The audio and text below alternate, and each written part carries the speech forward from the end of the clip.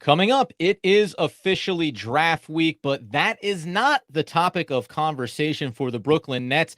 As the Phoenix Suns traded for Bradley Beal, how does it impact one Damian Lillard and the prospects of him coming to Brooklyn? We break it all down coming up next. You are Locked On Nets, your daily Brooklyn Nets podcast. Part of the Locked On Podcast Network, your team every day.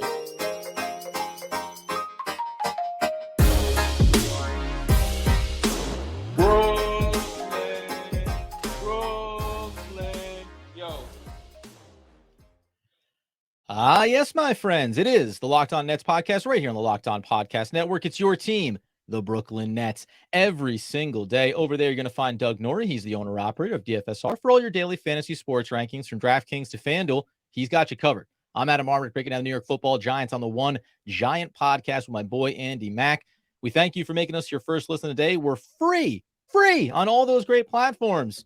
And Doug, while, yes, the draft is coming, and we will discuss just some of where the odds are at the back end of this episode, we kind of knew that trade rumors and speculation were going to fill a lot of the Brooklyn Nets offseason on the heels of the Bradley Beal trade to the Phoenix Suns.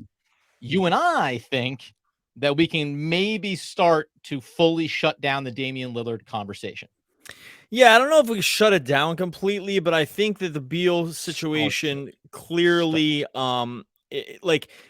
clearly is going to make the Lillard, clearly affects the Lillard situation, right? In a way that probably makes it more difficult for the Nets. You clear away another, sort of elite scorer type in Beal. I think Lillard's much better, obviously. So I don't think they're not totally comparable in terms of just overall skill. Lillard's just clearly better. But when you take one of these, sort of quasi-available guys, I say quasi because I really think he was only available to basically one team in Beal.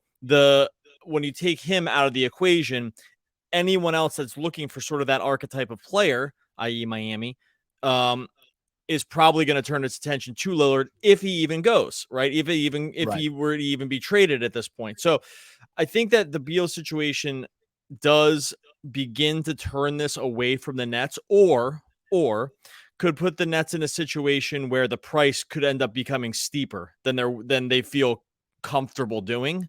And I think like those two things combined. I mean, what do you think? Because that's to me where it sort of starts to land, when it comes to where like sort of Beal affects the Lillard market.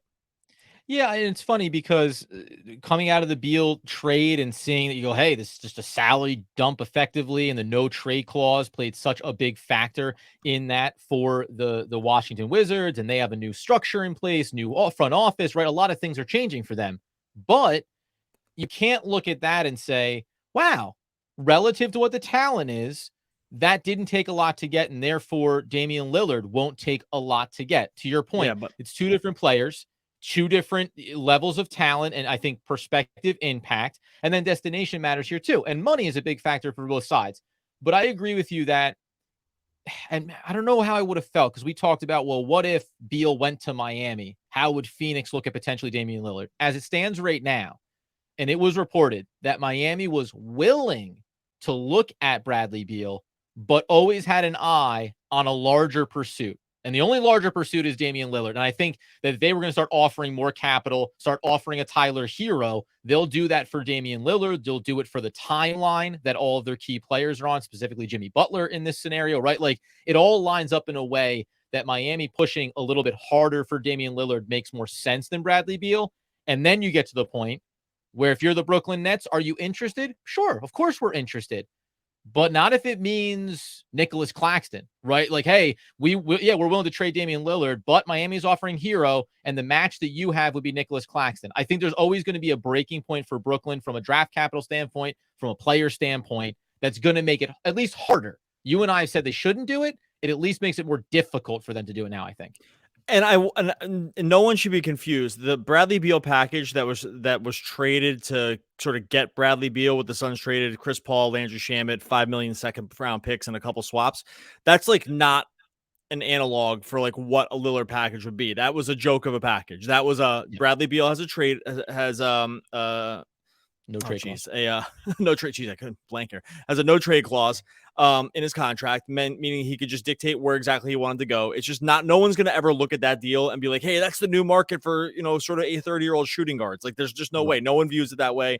And you just can't. That's a total one-off in terms of the NBA landscape in terms of trades. Just like I kind of think like the Gobert thing was a total one-off too, going the completely opposite direction, right? So I don't think like those two things can be used as market setters for where things are going. But if, like what you said, if the Heat see themselves as having a championship window, if the Heat know that they need like this exact kind of guy, and it's really the exact, like we talked about in yesterday's podcast, it is the exact kind of guy. They need sort of like a 3-level guard scorer that is elite in that's not Tyler Hero, right? And so when you look at that, and you say that if you think that he can tell themselves a story that says this is kind of the exact guy, and if you were to couple it with Lillard were to finally make it known that he wants to be traded, which by the way, he has not really still said, right? Like we're 3 days away from the draft now, and Shams Charania is still reporting that Dame kind of like wants to stay in Portland. Now it might be a little mini threat to still trade the second pick and do something else. But I just don't think between the timeline and what we just saw with Beal that we can just anticipate a move to the Nets here. It just doesn't, I mean, right? It just doesn't seem like that's what's going to happen. And I've been wrong about these things in the past, but no, it's funny. And I third pick for Portland, not number 2 there at the top of the draft. Yeah, I know you knew. We all know you knew. But I'm struggling, buddy. Couldn't think of a word. No trade. Got the pick wrong for Blazers. What else are we gonna do? 6 minutes in, 2 pretty high profile mistakes in terms of like absolute to use basketball parlance, layups for what I should have been able to just pull out here. But we're struggling a little bit. It's okay. The Lillard thing's got me crossed up. I've watched as I try for the 3rd time to cut Doug off, which is always an aggressive tactic, I think, when you're on a podcast. I did recently watch a new episode of Always Sunny where Dennis cannot hit certain words, so I'm only throwing my mind right there in that regard. To your point, though, when it comes to, because you mentioned about where is Lillard's mindset, and that's why in the second segment here we're going to talk about what actually is the hierarchy of these options. The other thing for Miami that makes a lot of sense is when you look at Jimmy Butler's contract and it's a player option in 25-26 for north of 52 million. Like, I think for them too, the all-in move here, knowing that there's money down the road that gets real big, and those two players alone could occupy $110+ million on your books, but it's the kind of thing that lines up age-wise to say, yeah, it is going to look atrocious, but in 2 and then the 3rd year down the line, we go and reset ourselves as well. Like, it's the right kind of push, as opposed to Bradley Beal. He'll still be, we said yesterday, 32, 33 years old. Do you keep him? Do you not keep him? This feels a lot cleaner for Miami if they pursue Damian Lillard of, we're in it for this and for this time frame, and then we move on from it. And by the way, we could move on from Bam Adebayo at that point if we wanted to. We could fully reset our franchise, and we keep reiterating this, and I think it's smart. When you look around the league and you just see certain franchises that seem to year over year, decade over decade, have a structure and pattern in place that works for them, don't doubt that they will make it work for them even when they take big swings like this. Yeah. So I agree that not only does it make sense for Miami to pursue Damian Lillard, I also, maybe we're feeding our own, because you and I have said this. I never understood pursuing Damian Lillard, right? We've both said that, which makes it hard for me to think that evidence is confirming my suspicion, right? It's confirming my thesis.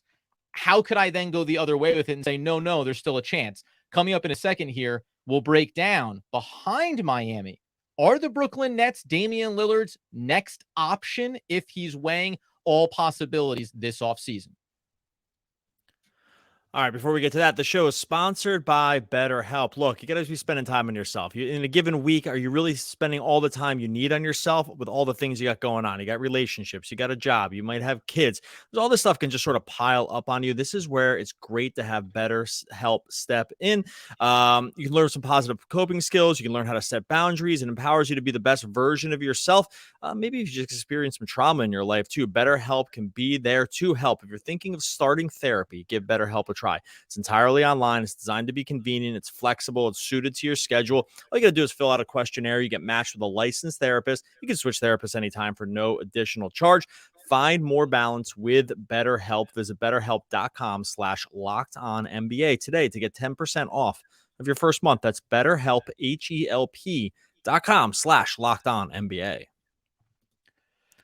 Okay. So, and we've seen this, by the way, as we turn our attention to what is the hierarchy for Damian Lillard in where he wants to play this upcoming season. We know he mentioned Bam Adebayo. That's his guy. That's Miami. He mentioned Mikal Bridges. That's his guy. That's Brooklyn. He's also mentioned Portland and having been the face of that franchise his entire career. We have seen from through YouTube comments, over on social media, the spectrum is wide here. And after the Beal trade, you and I are sitting here saying this makes it less likely. Meanwhile, there's fans that are like, this makes it even more likely that the Nets will go after Damian Lillard. Do you think that it goes Miami, staying in Portland, and then Brooklyn as the way Damian Lillard looks at his best options? Because there's one clear difference, and fans may disagree on this. Joining Miami, everyone would agree, championship level caliber team. People seem to dispute the idea that putting Damian Lillard on Brooklyn doesn't make them favorites to be in the Eastern Conference Finals, favorites to come out of the East. I think that's the discrepancy here about where Damian Lillard might want to go. If it's not going to be for championship, I can just stay. I can just stay in Portland where I am that guy that wants to play his entire career with one team. Yeah, I mean, if we take him at his word, he just wants to stay in Portland, right? Now, it could be, again, like this sort of mini, I don't want to call it a threat because that would do him a disservice. Like this little nudge, let's call it that, to say like, hey, I want to stay in Portland, but that means certain things need to happen. Like you got to use a high pick you got to use the Brandon Miller or Scoot here to go get someone better because that's who I kind of want to play with. Those guys aren't on my timeline, right? So it could be nudging. He said all the right things. He's done all the right things. So no one would blame Dame for anything here. I do think so I would put the order Portland, Miami, Brooklyn, but I would say that I think 1 and 2 are very close, and my guess is 3 in Brooklyn is like is triple the difference or something like that, right? Like it's they're 1, 2, 3 by numbers, but not by range, and it just makes sense, right? Okay, so Portland, like he's been there his whole career. My guess is he probably, from a legacy standpoint, would want to stay there if he could. Like that makes sense. It's very rare for guys to go soup to nuts with one franchise. He's revered in the city. He's said and done everything right. He's a legend there. They're retiring his number no matter what happens here. Yep. And it's just I think it's been a really important part of his legacy. So I think it'd be silly, even with his words, like even if he didn't say anything, it's silly to think it'd be any other way. Then you get Miami, who is just coming out of being in the championships, right? So like they are close, and he's already voiced that he was the first team they mentioned. I think the Brooklyn thing, again, the one time he said that, he was definitely put on the spot, not in a bad way. There was good questioning by Haynes. He was put on the spot and sort of led toward another answer, right? And I don't think he's being dishonest, but I just can't imagine how. I just actually can't imagine how. This sounds crazy. How going to Brooklyn is like so much better championship wise than just being in Portland. Like, and it's slightly better, right? It's slightly better, but it's not like, a standard deviation better or something like that. It's like Brooklyn would be a better team, but they're not a championship caliber team. So at that point, like, why not just stay in Portland? And not to mention too. So here's the reasons. So I'll support that theory in the way of, remember, if you stay in Portland, now there's a world where Portland just drafts who they want to draft, and they say, hey, Dame, like we really want to keep you here, and Damian Lillard is just kind of bluffing a little bit, and he does stay, and he plays with the young guys, and maybe, Scoot comes in and really impresses Damian Lillard and helps, turn the corner on that. Or they flip that pick and they bring in someone else, right? So when you're talking about that being relatively the same opportunity in terms of a championship, now we can look and compare the Western to Eastern Conference right now, sure. But remember, there'd be somebody else. In theory, Portland would move that pick to try to get another experienced, high-caliber player to pair with Damian Lillard. So that team would improve dramatically. The other reason I think it's unlikely, and I'm going to fail to credit this person accurately because I've been looking at so many different things over the last couple of days, but someone I thought framed this perfectly. Yes, the conversations about Brooklyn and Portland and a trade, those have been around. The rumors have been circulating. Here's the problem. Brooklyn is talking about the possibility of Damian Lillard coming to the Nets. Portland is talking about Mikal Bridges going to the Blazers, right? They're both having trade conversations. They're just talking about totally different outcomes. And that's actually why I think it's unlikely as well. Because that, when you mentioned the Haynes question, yeah, he mentioned Brooklyn and he mentioned Mikal Bridges. I think the biggest signal out of that was to Portland to say, hey, do everything possible to go get me. Maybe made it the same way. Get me Bam Adebayo or send me to Miami. Get me Mikal Bridges, and maybe it is, or send me to Brooklyn. But the way the Nets have talked about Mikal Bridges being about as untouchable as possible, it just seems very unlikely that these two teams, one way or the other, would basically turn around on their opinion. And I think that the only way a deal would happen is if Portland said the 3rd overall pick and Sharp, and what else do you want, right? What else do you need, Brooklyn, for us to get Mikal Bridges? And even then, we said this before, it would be seismic for the Nets to pivot to that and really shift where they're headed here in the short term. Yeah, and this is where I just think it kind of breaks down, right? Like Miami's never trading Bam. I really can't imagine a scenario, even though I think they should think actively about a deal like that. Like the Nets would be, I know it sounds crazy to trade Bridges, but if the Nets were offered that package that you just mentioned, they would have to at least sit and stew on that for a while. I don't think they would ultimately do it, but I think it wouldn't be an automatic no, and nor should it be. I mean, that package is probably getting close for a guy like Bridges, just in terms of young talent for a team that probably could deal with a little bit of a reset here. Yeah. But ultimately, yeah, I agree with you. I just don't think the two sides. I just think the motivations here are just different enough. Short of Damian Lillard just saying outright, I want to be traded right now. And I think if he did that, like the Heat would be still the front runners. And so it's just so hard for me to picture this scenario. And I know what people are going to say. They're going to say, well, one, the thing is going to say, well, Lillard says he wants to stay, but that's conditional. I still think that's conditional. And two, people are going to say, well, the Nets have a bigger package to offer. I agree with that. They can put together a better package than Miami. I just think they'd be hard pressed to do it. Right. And so maybe that could be me misreading the situation though.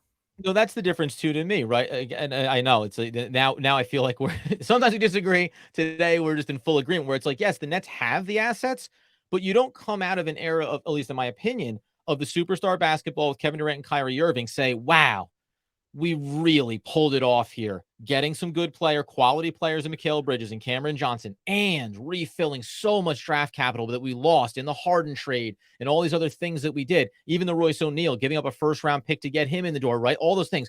Wow, we did it. Now, let's give it all away because we know we can. We can outbid Miami if that's what it came down to, and force Portland into the place of being like, well, for 2 more 1st-round picks, yeah, we'll do it. That would just seem, it just seems like it would be such a knee-jerk reaction to it. And on top, well, I won't say on top of which, we're going to get to in a second here. One other footnote around the Bradley Beal trade and why things still look really bright for the Brooklyn Nets in the years to come. But I just want to throw out this question because it popped in my head. Any world where the same way we talk about Portland is trying to get Mikal Bridges, you said no Bam Adebayo. Is there any world where like a Jimmy Butler going to Portland? No. Like, where Miami would entertain the idea of like, oh, we can get like younger with Shaedon Sharp or younger with the 3rd overall pick. And, like, yes, we've been in the finals here, but we at least see the needle that we're threading here. And Jimmy's 33 years old. Like, I did just wonder on that for a brief moment of like, yeah, the deal's not great going that way. Okay, flip the script. What does it take for Jimmy to come here with his big contract, knowing where the CBA and everything else is?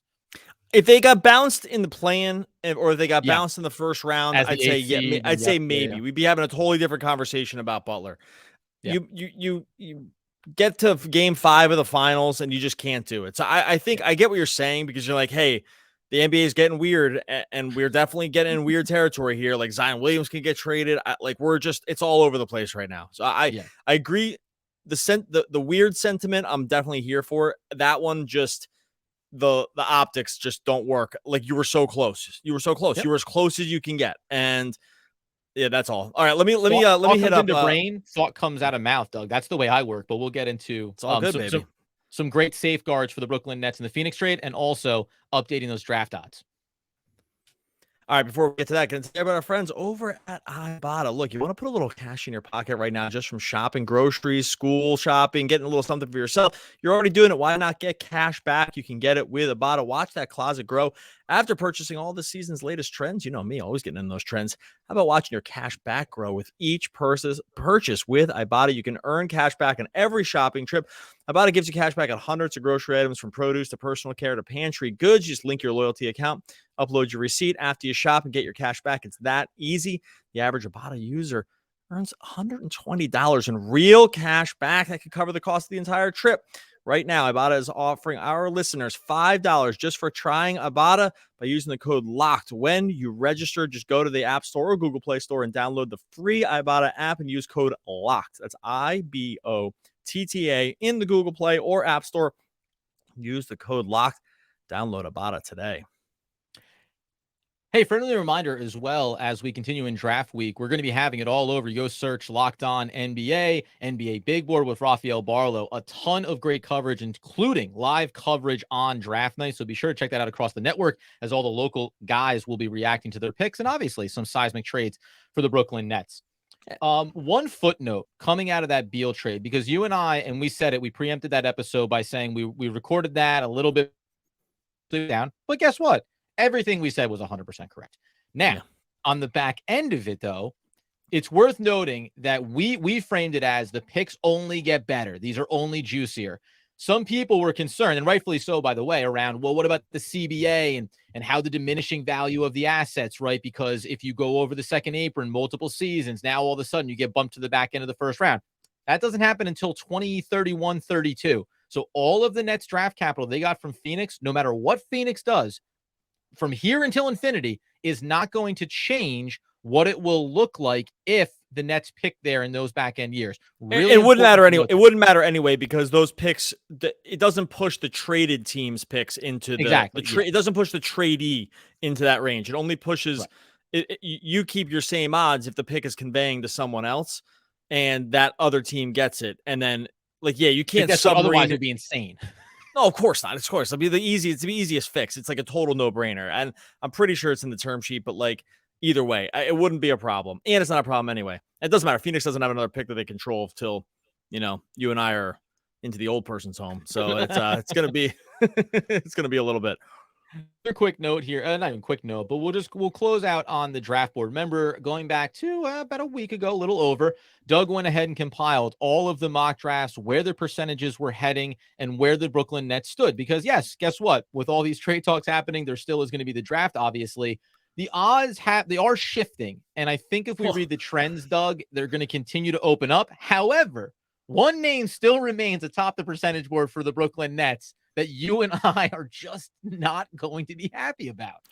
Well, the odds shifted, but they didn't, not with any clarity. They just got smoother. No. It just really, if anything, it got, there's less consensus now than there was before, which really does lead me to believe, and I could have known this before the last one, and this one just hammered it home even more, is that this is dart throw territory for a lot of people here, this many days out, and maybe all the way up till 7 p.m. Eastern or 8 p.m. Eastern when the draft starts, right? We're gonna be. I really don't think even in the top 10 it's kind of all over the place. When you get down to here 21, 22, it's really kind of anyone's guess. The two guys that are showing up the most right now in terms of just mock drafts for the Nets, Chris Murray, 13.2%. And that's, I think that represents 3 mock drafts. That represents 5. And then Jet Howard represents 5 also. And then Gigi Jackson is at 11%. And then it's just kind of a smattering of different guys here between, Noah Clowney still hanging out there, Derek Whitehead, Ben Shepherd, Bryce Sensabaugh. Ryan Repair. There's more too. Point being though, how do you feel about this? Because we're looking at this now. There's no clear indication that the Nets have their eye on them. They've been kind of a vault on stuff like this in the past anyway. But I actually think it speaks to the Nets. And I think it actually speaks to the rest of the league because it's not like anyone else's picks are honed in here either. Like some of these guys would start dropping off if you had a clear sense of who other teams were going to go for, because they'd be like, hey, they would just start dropping out of mocks because they're going to team X. But that's not the case either. Right? Like there's no consensus on other teams either. There's not even consensus on one or two. On 2 or 3 right now, even though it looks like it's going to be Scoot 2, Brandon Miller 3. But like this draft's fascinating. Yeah, and there's what's interesting too. So we mentioned a team like Dallas before because they could go either way. They could be drafting at 10, they could be trading out at 10. A guy that we've talked about before and scouted in Coulibaly, all of a sudden it was like in 7 out of 10 mock drafts, he's going definitely in the lottery and maybe pushing closer to 10 than to 14. And the fascinating thing to me there is, to your point about, one, if you knew where certain teams were picking or where they were leaning, then you would know based on more ready now players versus projects. And then you could kind of categorize the teams and behind them and what their need kind of looks like.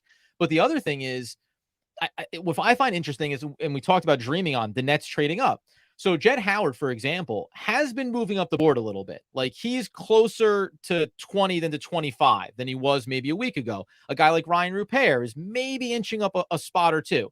Now, the problem is, are the Brooklyn Nets trading up? Then these guys, it's just them chasing these players, right? Or the mock drafts chasing where the Nets are going versus the Nets are standing pat and some of these guys are elevating out of there.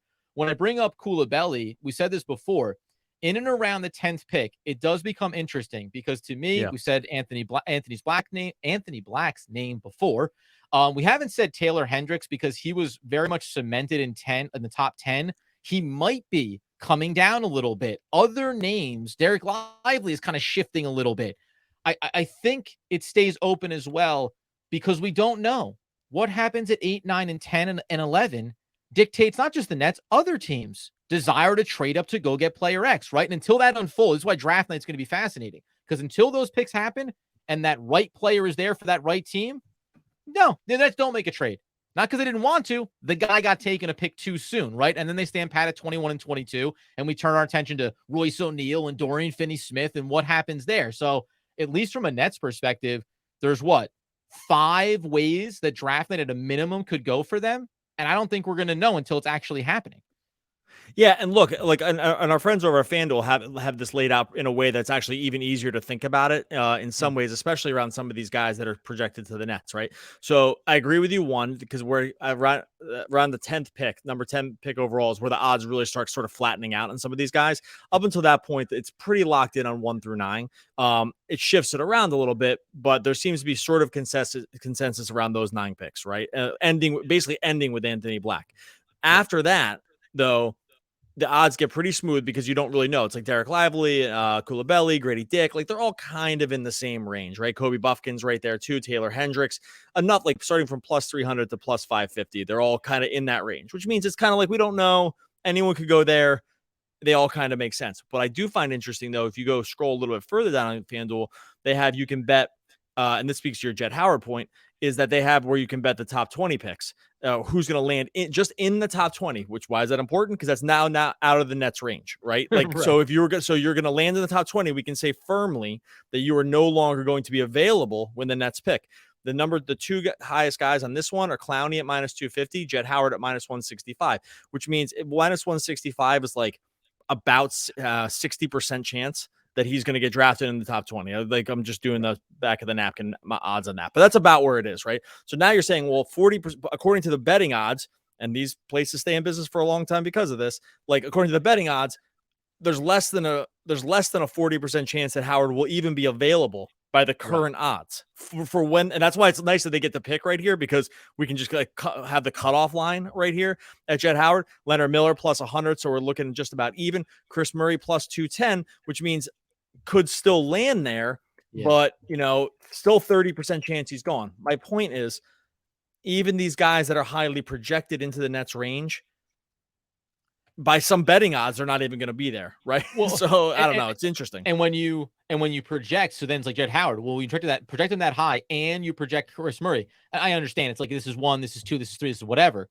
But that delineation is saying, Well, Jett Howard is the trade up guy. If you're getting him, that's the trade up guy. Yeah. You're not getting 2 picks, right? That's the you package and move up a couple of spots to make sure you get that guy. If you stand pat, Leonard Miller, Chris Murray, I'm sure if you looked at where Whitehead stands right now, that's probably very favorable odds to be available there, right? So there's the comfortable range, and then so these scenarios we talk about, then there's the trade up range. If you want to just marginally move up to get that player that you're concerned could be gone by 20, that's the move versus, a more sizable one, which isn't even really being talked about. It feels like at this point, because you had Derek's percentage as well, which is taking a tick up there in the overall mock draft chart, right? Derek Lively, you said? No, Derek Whitehead. He was like, Derek Whitehead. Yeah. So yeah, sorry. He's another guy that's projected to the Nets. He actually probably fits right into where the Nets would pick based on the odds, because he's plus 750 to go in the top 20, whereas plus 750 is like about, not 10% chance he's going to go there, something like that, 12% chance. So like, but he would fall probably right back into that range, because if these other guys are going to be there, then you can say he's enough to put, let's put it this way. He's good enough to consider in that range, but not good enough to really go. It would be not that probable for him to do it, but it's not like every guy's listed in this range. So he's like considered in the range, but not there. And I think you make a really good point about just like overall draft capital. The Nets cannot package 20 and 21 and move up to like 9. Like, it's not possible. Those picks are not worth enough, right? The pick 20 and pick 21 is not enough draft capital to move that far. 20 and 21 moves you from, like you said, those places to 15, 16, 17, something like that, probably in that range if you were going to do it. So I think this all speaks to wide open with a concentration around probably names. We probably mentioned who the Nets are going to draft probably in this list somewhere in the last 5 minutes, but honing in on who it's going to be is still tough. So I'll say, to close, my last thoughts are, one, that remember, picks remain strong with the Phoenix trade of Bradley Beal, that we feel even more strongly that Damian Lillard is not coming to Brooklyn right now. And I'll just do it because I like to plant my flag on something too. We mentioned Anthony Black. Like, if he was falling, that's the 21 and 22 and Dorian Finney-Smith to get to pick X to maybe get one of these guys. I do just want to add in that if Taylor Hendricks is there at that pickable range for them, especially if they're going to move Dorian Finney-Smith, he's a guy that we talked about, backcourt players that make all the sense to move up for. I would also move up for him because the skill set makes a lot of sense. The shooting makes a lot of sense. The size, the versatility defensively, like, that's a guy that checks a lot of boxes that you could very easily see swap out an old veteran, bring in a very NBA ready type talent that I would be willing to make that big move, and then maybe look at a Royce O'Neal trade to get you back into those 20s for a Buffkin if he falls to, in that range there as he maybe slides, or a Whitehead, whoever you may like. Yeah, and those guys, like in that we'll close it out here, but like in that 14 and 15 range by the odds is basically Hendricks and Cason Wallace, right? Like, that's where those guys are sort of living right now in terms of odds. And maybe we won't take that big change. Yeah, maybe 21, 22 will be enough to get a Hendricks depending on where he falls. Yeah.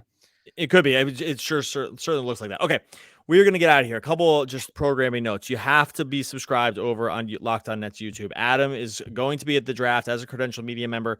He's going to be live there Wednesday, live there Thursday. We're going to be doing a bunch of draft stuff during the whole time. We're going to have the regular podcast feed, but that's like one podcast a day. The draft stuff is going to be a lot of live stuff. It's going to just be extra. It's just be more. I should just say YouTube equals more. So you have to be subscribed to Locked On Nets over on YouTube to get our, sort of very timely, completely live backstage access in the media pit going here for the draft on Wednesday and Thursday. So make sure you are subscribed to Locked On Nets over on YouTube. Hey man, this NBA offseason is going to be weird. And I never set out to be weird. It was always other people who called me weird. That's Frank Zappa. Oh, one of the all-time great poets. We will be back again tomorrow. I'll talk to more Brooklyn Nets basketball.